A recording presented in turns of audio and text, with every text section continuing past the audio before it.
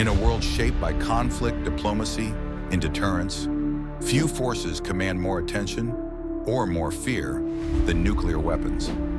And when it comes to nuclear power, one name dominates the conversation: Russia. Russia, vast, militarized, and fiercely strategic, possesses the largest nuclear arsenal on Earth.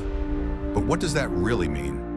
And how powerful are these weapons compared to history's most infamous nuclear attacks? Let's break it down. Russia currently holds around 6,000 nuclear warheads, including about 1,550 deployed strategic warheads, over 2,700 in reserve, and hundreds awaiting dismantlement. Now, to understand their power, we need context. The atomic bomb dropped on Hiroshima in 1945 had a yield of around 15 kilotons. The one dropped on Nagasaki, roughly 21 kilotons. That means today's typical Russian strategic warhead, like those on the RS-24 Yars missile, can deliver between 100 and 800 kilotons of explosive force. That's 5 to 50 times more powerful than Hiroshima, and that's just average. In 1961, the Soviet Union detonated the Tsar Bomba, the most powerful nuclear device ever tested. Its yield, a mind-blowing 50 megatons, that's 50,000 kilotons. Put another way, Tsar Bomba was over 3,000 times more powerful than the bomb dropped on Hiroshima. It shattered windows 900 kilometers away, and the flash was visible from nearly 1,000 kilometers. Had it been dropped on a major city, that city would have ceased to exist entirely, along with everything for hundreds of square kilometers.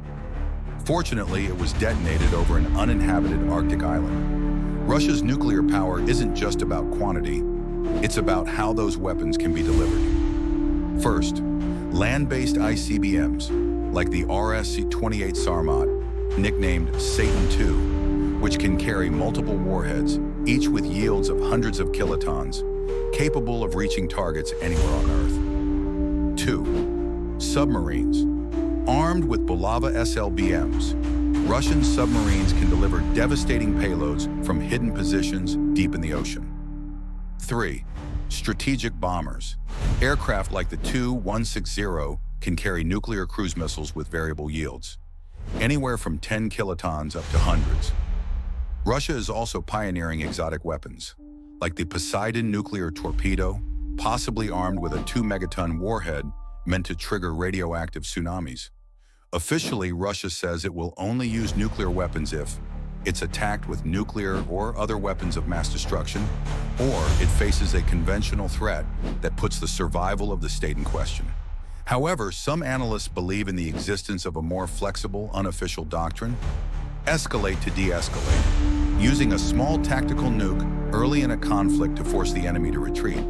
If true, that could mean warheads with low yields, as small as 10 kilotons around Hiroshima's level, being used on a battlefield, not a city. The roots of Russia's arsenal go back to the Cold War. After World War II, the Soviet Union saw nuclear weapons as a tool for strategic parity with the US. An arms race began, and by the 1980s, both sides had built tens of thousands of warheads, more than enough to destroy the planet. Even after the Soviet collapse, Russia held on to its nukes as a guarantee of global influence and national survival. And in today's tense climate, Russia versus NATO, sanctions, the war in Ukraine, these weapons still form the backbone of Russia's military deterrence.